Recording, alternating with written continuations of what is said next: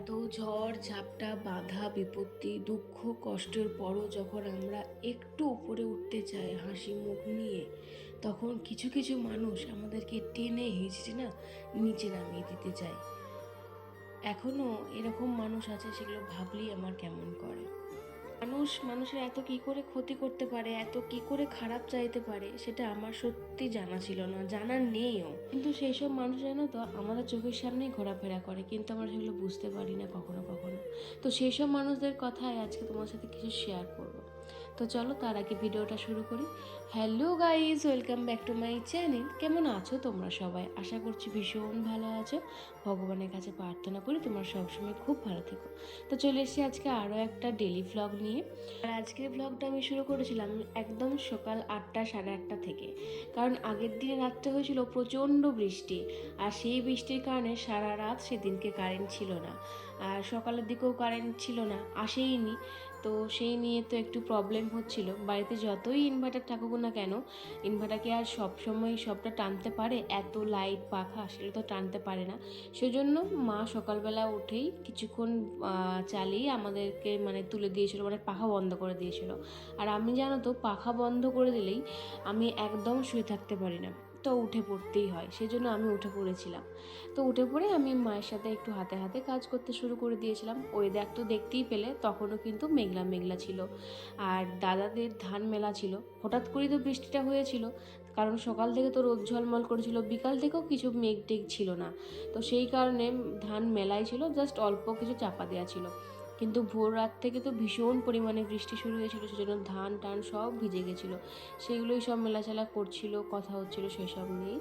তো যাই হোক, তারপরে আমি আমার মা এদিকে ভাত চাপিয়ে দিয়েছে। মা তো সকালেই মানে 5টা সাড়ে 4টার সময় উঠে পড়ে, তারপরে স্নান টান সেরে পুজো টুজো করে, আরও সব অনেক কাজ থাকে।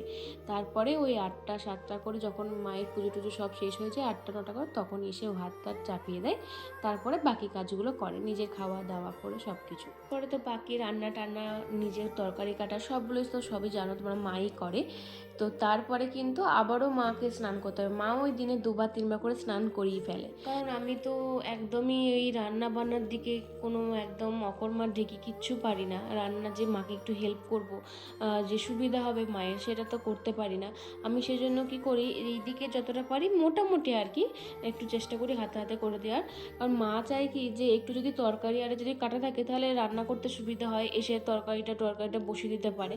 কিন্তু হয় না, মাকে এক হাতে সব কিছু সামলাতে হয়। মা চায় যে ওই দিকটা যদি কেউ সামলে দেয় তাহলে আমার রান্না করতে অতটা অসুবিধা হয় না। আসলে কি বলতো, মেয়েদের এটাই যে রান্নাটা যদি কেউ করে দিত খুব ভালো হতো। আসলে একঘেয়েমি কোনো কাজই কারোরই করতে ইচ্ছে করে না, তো সেই কারণে। তো যাই হোক, আজকে তো আমি মাকে বললাম দাঁড়াও আমি চাটা করছি, নাহলে মাই চা করে, মা একা একাই খায়। আমি তো ঘুম থেকে অতটা উঠি না খুব একটা, মাঝে মাঝে উঠে পড়ি, মাঝে মাঝে শুয়ে থাকি, সেই কারণে। আর ইন্ডাকশানেতেই মা চা করে, যেহেতু আজকে কারেন্ট ছিল না সেজন্য মাকে বললাম আমি গ্যাসে চাটা করে দিচ্ছিলাম। তারপরে তো মা এই যে কাচাকুচি করেছিল, আজকে তো কারেন্ট ছিল না সেজন্য হাতে দিয়ে সব কিছু কাচাকুচি করেছিল, সেগুলো মা মিলতে যাচ্ছিলো। আমি বললাম তুমি যাও, তারপর মা বললো যে যা তুই মিলে দিয়ে। তাই বললাম ঠিক আছে আমি মিলে দিয়ে আসছি। আর তা করতে করতে মা এদিকে আলু ভাজছিল, সেটাও আলু ভাজাও হয়ে গেল, আবার চাটাও ছেঁকে নিয়েছে। তো মোটামুটি হয়ে গেল। তারপরে দুজন মিলে আমি মা বসে বসে গল্প করতে করতে আমাদের সকালের ব্রেকফাস্টটা সেরিয়ে নিলাম, চা, আলু ভাজা আর মুড়ি। তারপরে চলে এসেছিলাম, মা বলল যে একটা মুড়ির ড্রাম খালি হয়ে গেছে, আর বস্তাটাতেও অল্প মুড়ি আছে, তাহলে ওইটা বস্তাটা থেকে ড্রামটাতে মুড়িটা ভরে নে। আমি বললাম ঠিক আছে। আর সেদিনকে ভাই 10 কেজি মুড়ি এনেছিল, সেদিনকে বলতে কিছুদিন আগে। আর আমাদের ড্রাম ছিল মোটামুটি ওই 5টা 6টার মতন। তো আর আগে আরও ছিল, কিন্তু দিদিদেরকে তারপরে আরও সবাই চাইতো, এসে বলে যে একটা ড্রাম দেবে আছে, তো মা দিয়ে দিয়েছিল, দেয় আমাদের, নাহলে অনেকগুলো ড্রাম ছিল হয়ে যেত। কিন্তু যেহেতু এখন 5টা 6টা পড়ে আছে, সেজন্য 10 কেজি মুড়ি 7টা ড্রাম হয়েছিল আর কি। তো আমাদের তো 6টা না 5টা ছিল, সেজন্য একটা ফুরিয়ে যেতে আবার দুটোতে ঢালা হলো। আমাদের না হলে অন্য সময় বাবা চলে যাওয়ার পর থেকে 5 কেজি করেই ভাই মুড়ি নিয়ে আসে, কারণ একার পক্ষে 10 কেজি ওনাকে আনতে পারবে না, সেই জন্য সম্ভব না, বলবে যে পড়ে যায় যদি, সেই জন্য ওর ভয় লাগে। কিন্তু এবারে মা অনেক জোর করাতে 10 কেজি কেজি নিয়েছিল, মানে বারবার না মুড়ি ফুরিয়ে যায়। আসলে সকালবেলায় যে এরকম খাওয়া হয়, ভাই মুড়ি খেতে ভীষণভাবে ভালোবাসে, ভাই খুব একটা ভাত খায় না, তারপর সন্ধ্যাবেলাতে আমরা মুড়ি চাই চাই এরকম আর কি। সেই জন্য মুড়িটা না ভালোই ওঠে। সেই কারণে ওই 5 কেজি মুড়ি মাত্র 2টো ড্রাম ভর্তি হয়, টিন ভর্তি হয়। তো সেই জন্য ঘুচ ঘুচ করে ওই মুড়ি আনতে হয় আর কুড়াতে হয়, বিরক্ত লাগে। সেই জন্য মা বলেছিল এবার 10 কেজি নিয়ে আসবি, সেজন্য একটু অনেক দিন চলবে আর কি। তো তারপরে তো ওইসব করার পর আমি একটু ঝাড়মোছ করে দিলাম। পুরো ঘর আজকে ঝাড় দিয়েছি এবং ঝুলও ঝেড়েছি। সেগুলো তো অতটাও ভিডিও করা সম্ভব নয়, তাহলে আর কাজটাকে মন দিয়ে করা যাবে না, ঝুলটাকে ভালো করে ঝাড়া যাবে না, বারবার এই স্ট্যান্ডটাকে এদিক থেকে এদিক আনতে হবে, ওদিক থেকে এদিক করতে হবে। সেই কারণে অতটা আর ভালো করে ভিডিওটা দেখাইনি। মোটামুটি দেখতেই পেলে কত ঝুল টুল বেরিয়েছে। মা ওইগুলো ধুলোগুলো ফেলে দিবে, আমি না ধুলোগুলো কুড়োতে পারি না, আমার আবার মানে প্রচুর অ্যালার্জি ওগুলোতে আছে, সেই কারণে। তারপর তো পিসিমণিরা আসছেই যাচ্ছেই, কারণ আমার তো জেঠুর ভীষণই শরীর খারাপ ছিল সেই সময়। এখন তো আমি জেঠু তো মারাই গেছে, তোমরা সবাই জেনেই গেছো। তখন পিসিমণিরা সব ছিল, আসছিল যাচ্ছিল। আর আমাদের ঘরেতে যেহেতু সুগার মাপা, তারপরে জ্বর মাপা, প্রেশার মাপার এইসব মেশিনগুলো আছে, সেই কারণেই সব পিসিমণিরা যখনই আসে না কেন, যাদেরই সুগার থাকে, প্রেশার লো আরে থাকে, সেগুলো একটু দেখে নেয় আর কি। তো ভাইয়ের কাছে এসে সেই জন্য সব এসেছিলো। তারপরে মা কিছু তরকারি পাতি দিয়ে এসেছিলো, সেই বাসনগুলো পিসিমণিরা দিতে এসেছিলো, দিদিরা পিসিমণিরা সবাই এসেছিলো আর কি। তো তারপরে আমার কিন্তু ঘরটর ঝাড়মোছ হয়ে গেল। আর মা ওই দিকের ঘরগুলো, নতুন ঘরগুলোর দিকে বললো দে, আমি দিয়ে দিচ্ছি, তুই তো হাঁপিয়ে যাচ্ছিস। আসলে সেদিনকে প্রচুর পরিমাণে গরম করছিল, আমি ভীষণ হাঁপিয়ে যাচ্ছিলাম। মা বললো যে তুই আলা হয়ে গেছিস, আমাকে দে, সকাল থেকে তো একভাবে করেই যাচ্ছিস, অনেক কাজই করলি, তো আমাকে দে এই দিকটা, আমি দিয়ে দিচ্ছি। আমি বলছিলাম যে না, আমি দিচ্ছি যখন আমি দিয়ে দিচ্ছি, আবার তোমাকে হাত করতে হবে না। বলছে না তুই দে না, নে। আমি ঘরটা দিয়ে দিলাম, মা ডাইনিং থেকে ওই বাকিটা রান্নাঘর দুয়ার ওগুলো দিয়ে দেবে। তারপরে আমি এই যে ঘরগুলোকে একটুখানি মুছার পর তো একটুখানি মুছতেই হয় ঝাড় দেওয়ার পরে, সেজন্য একটু ফিনাইল টিনাইন দিয়ে, ডেটল দিয়ে আমি ভালো করে ঘরগুলোকে একটু ধুয়ে মুছে নিলাম। ওই দিকটাও মা বললো আজকে মুছতে হবে না, কারণ পরিষ্কারই আছে, সেই জন্য আর মুছলাম না। আর এইগুলো আমাদের রোজগারের কাজ। তোমরা যে এত সুন্দর ঘর, এত বড় বাড়িকে সবসময় যে টিপটাপ দেখতে পাও, পরিষ্কার পরিচ্ছন্ন দেখতে পাও, তার পেছনে কিন্তু এইগুলো পরিশ্রমগুলো প্রত্যেক দিনই থাকে। ধোয়া মোছা, ঝুল ঝাড়া, সব কিছু পরিষ্কার রাখা। মানে এত বড় ঘর, সেজন্য ভাবি যে ছোট ঘরই ভালো, এত বড় ঘর। তারপরে এসে হাত পা এত ধুয়ে নিলাম। প্রচণ্ড গরম করছিল, প্রচণ্ড গরম করছিল। আমার এই সময়টা যে কি লাগে কি বলবো। তারপর মনে হয় যেন কখন একটুখানি জল খাবো, ঠান্ডা জল খাবো। তো এসে একটু ঠান্ডা জল আর গরম জলে মিশিয়ে খেয়ে নিলাম। তারপর মাকে বললাম, মা তুমি ছাতু খাবে কি? মা বললো যে না, আমি ছাতু খাবো না। আর এদিকে তো কারেন্ট ছিল না, সেই জন্য যত আম বাইরে রাখা ছিল, আম সবজি সব কিছু মা বাইরে রেখে দিয়েছিল, কারণ ফ্রিজে আর সেই রাত থেকে কারেন্ট নেই সকাল 12টা পর্যন্ত, তো ভেপেই যাবে গরমেতে। সেই জন্য মা বাইরে ঠান্ডাতে রেখে দিয়েছিল। তারপরে কারেন্ট আসতে আবার ফ্রিজটাতে সব কিছু ধুয়ে মুছে রেখে দিল। এদিকে এসে দেখলাম মায়ের মোটামুটি রান্নার শেষের দিকে চুনো মাছের ঝাল হয়েছে, আর টকটা হলেই নাকি হয়ে যাবে। আর এদিকে তো রোদ মোটামুটি বেরিয়েছে, তো চলো স্নানটা করে নিই।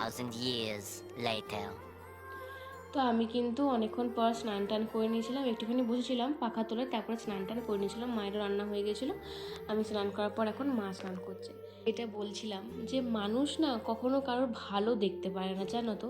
আমরা যে এই যে এত কিছুর পরও যখন উঠে দাঁড়াতে চাইছি, একটু ভালো থাকার চেষ্টা করছি মা মেয়েরা মিলে, তখনও না কিছু কিছু মানুষ আমাদেরকে না, মানে কিছু কারণে, কিছু মিথ্যা কারণেতে নিচে নামানোর চেষ্টা করছে অ্যালিগেশন দিয়ে। এখন দেখছে যে কোনো কিছুতেই তো এদেরকে থামানো যাচ্ছে না, এত সেই ভালোই আছে, সব কিছু এদের হচ্ছে, তখন এর কিছু মিছি কথা বলে লোকের কানে তুলে এত নোংরা কথা বলে, মিথ্যে অ্যালিগেশন দেয় যে তোমাদেরকে বলতেও পারবো না। কিছু কথা আছে না, সব কিছু তো বলা যায় না ভিডিওর মাধ্যমে, কিন্তু আমি তাদেরকে বলতে চাই যারা আমাদের নামে এইসব করে খুব খুশি হয়।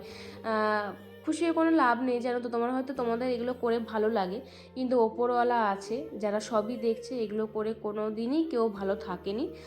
ভগবান কথাই আছে না, ভগবান ছাড় দেন কিন্তু কখনোই কাউকে ছেড়ে কথা বলে না, সেরকম ব্যাপার যে আমরা সবই জানতে পেরে যাচ্ছি। কারণ তোমরা যাদের কাছে আলোচনা করছো তারাই আবার আমাদের কাছে এসে বলে দিচ্ছে, তাহলে তোমাদের লাভটা কি হচ্ছে বলো তো? আমরা সবই জানি, সবাই কে কী বলে আমাদের নামে, কে কী ভাবে আমাদেরকে নিয়ে, সব কিছু জানি, তার সত্ত্বেও আমরা হাসি মুখে তোমাদের সাথে কথা বলি। কারণ কি বলো তো, এটা আমাদের শিক্ষা, এটা আমাদের ভদ্রতা। কারণ তোমাদের মতো আমরা অভদ্রও না, অশিক্ষিতও না যে এগুলো শুনে আমরা তাদের সাথে ঝামেলা করবো, ঝগড়া করবো। আসলে অনেকেই যায় জানো তো, আমাদের কাছের মানুষগুলোর সাথে অনেক পরিমাণে ঝামেলা ঝগড়া লাগিয়ে দিয়ে আমাদেরকে এক ঘরে করে দিতে চায়। আর সবার সাথে আমাদের ঝামেলা থাকবে, তখন তারা খুব পেছনে হাত লাগিয়ে দেবে আর সামনে এসে বলবে এই মা আহা, এরকম করবে। আসলে সেগুলো বালি, এগুলো সবই আমরা জানি, এগুলো আমাদের সাথে বহুবার ঘটেছে। এটা তো আমাদেরকে ভালো করে শুনিয়ে দিচ্ছি, আমাদের পেছনে লেগে কোনো কারণ নেই। কাঠি না করে সামনে কি করে এগোনো যায় সেটা তোমাদেরটা ভাবো। আমাদের পেছনে তাই লেগে কোনো দিন কোনো লাভ হয়নি, আজকেও হবে না। মানুষের ভালো না চাইলেও খারাপটা প্লিজ করো না। তো যাই হোক, এইটুকুই বলার ছিল যে আমাদের কিভাবে চলছে, বাবা মারা যাওয়ার পর আমরা কিভাবে আছি থাকছি, এইসব ভাবতে হবে না তোমাদেরকে। সেসব আমার বাবা আমাদের জন্য ভেবেই গেছে, তাই আমরা এত ভালোভাবে থাকতে পারছি। তো কি কারণ কি সব এসব না ভেবে নিজেদের চরকায় তেল দাও, তাতে তোমাদেরই লাভ হবে, তোমাদেরই উন্নতি হবে। তো যাই হোক, আজকে ব্লগটা তো এইসব কথা বলতে বলতেই শেষ হয়েই গেল। আসলে মাঝে মাঝে ভাবি যে কিছু বলবো না, আবার কিছু কিছু মানুষ এতটাই পেছনে লেগে থাকে যে ভাবি যে তাদের উদ্দেশ্যে কিছু না কথা বললে তারাও পেয়ে বসবে। তো সেই কারণেই বলা। আসলে অনেকেই ভাবে জানো তো যে গ্রামের মানুষরা না ভীষণ সহজ সরল হয়, কিন্তু গ্রামের মানুষদের মতন পিএনপিসি করতে না কেউ পারে না। তো যাই হোক, আজকে ব্লগটা কেমন লাগলো সেটা অবশ্যই জানিও। ভালো লাগলে অবশ্যই লাইক কমেন্ট শেয়ার করতে একদম ভুলবেন। দেখা হচ্ছে খুব তাড়াতাড়ি, তো তোমার হাতে সুস্থ থাকবে। বাই।